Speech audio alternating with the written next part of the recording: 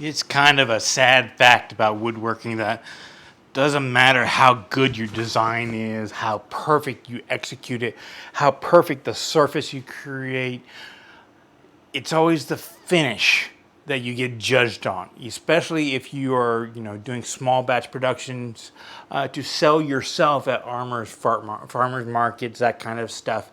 It's, if you're right in front of the customer and they pick up your bowl or box or whatever, and the finish is just perfect, you could have screwed up pretty much everything else, and they're going to think it's got some serious value to it. And one of the key elements to making a professional looking finish, especially on small turned items and handheld stuff, is buffing.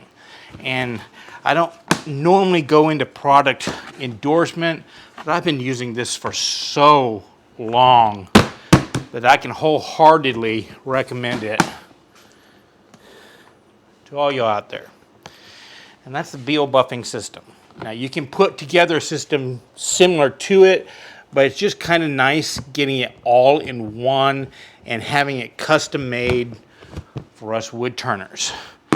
This is one of the reasons why if you buy a mini or a midi lathe and you later upgrade, I always say just holding on to it, because this is how I typically use it. I normally just have this permanently set up on this midi lathe. And what it is you got your number 2 Morse taper, then it has little joints, metal pipe going all the way through. You could have a screw chuck on the back or just put a live center on it. Either way, it works just fine, and these are replaceable, and they aren't just cotton buffing wheels. Now on this end, I use a live center just because the point doesn't touch. It kind of touches around the edge, so I don't really worry about damaging it. And just put a little tension on it, not much. Lock everything down. And there we go. Now what this system is you have 3 different styles of wheels. This is a pure linen wheel. This is a mixture of linen and cotton, and this is cotton wheel. And each one has a separate purpose. But whenever I first get them up, the first thing I do is I like to clean off the wheels. So you just kind of turn it on, grab a piece of wood or something like that, and just kind of rub it down, and just kind of takes off the old finish.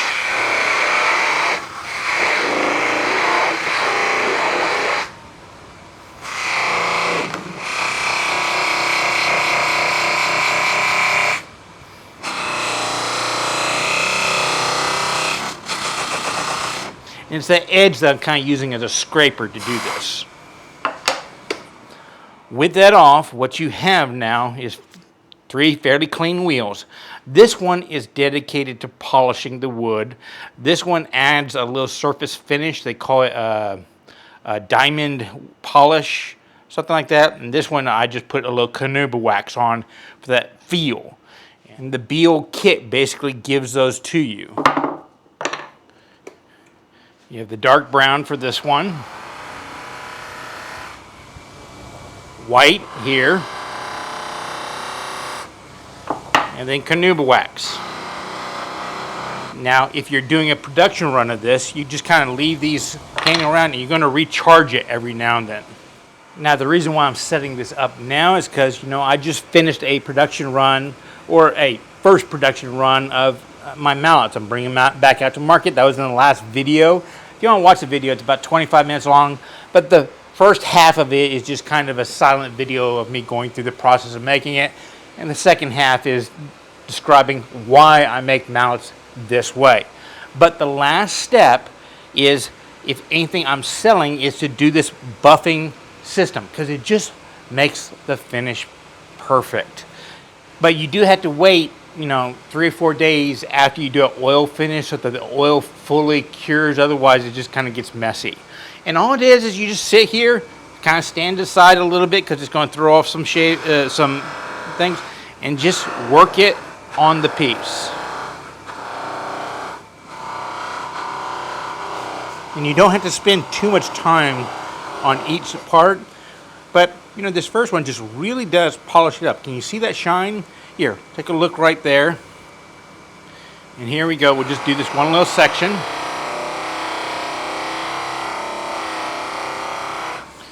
And notice the difference?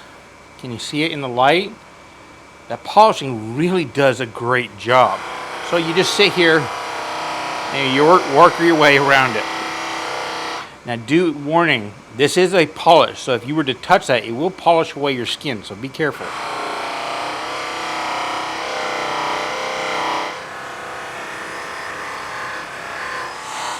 Now if you could feel this is just glass smooth now.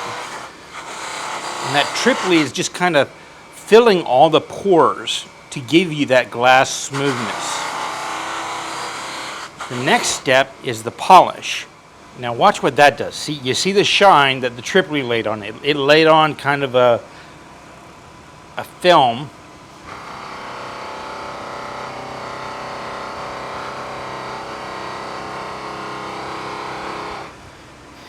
And that just refines that film. I mean, you're actually able to see reflections of the lights on the top on the inside. So once again, I'll find the same spot.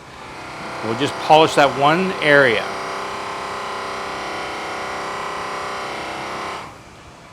Look at the difference. See the reflection versus the reflection right there. And that was an improvement over oil and wax and hand polishing with a cotton rag.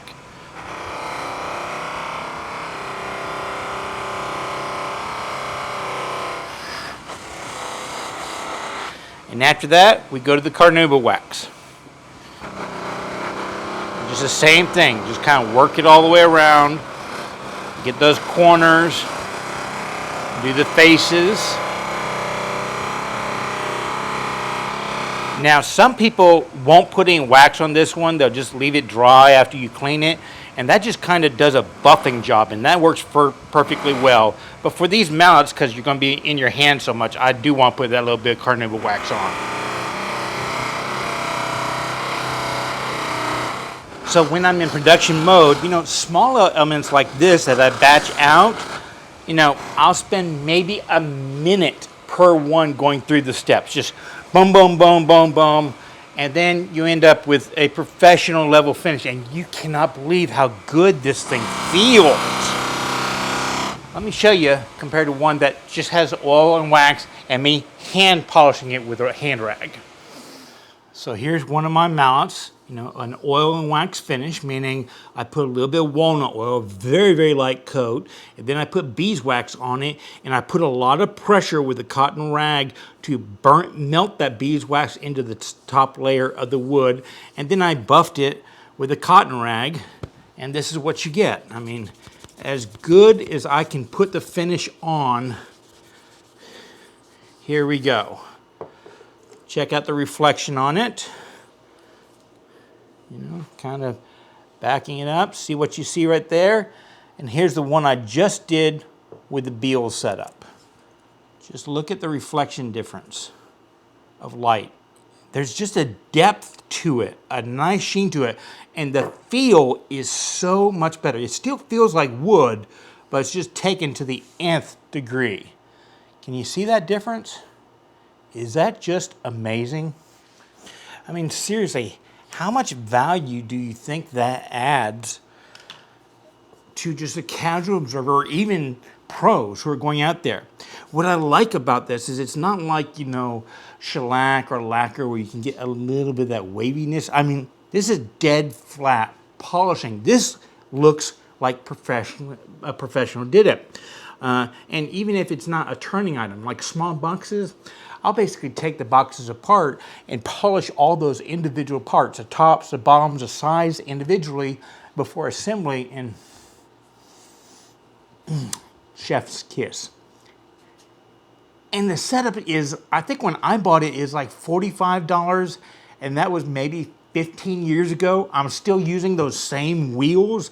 I bought other of the waxes, the compounds over the years, but you just keep cleaning it and using it, and even if you destroy one of the wheels, you can buy just the replacement wheel.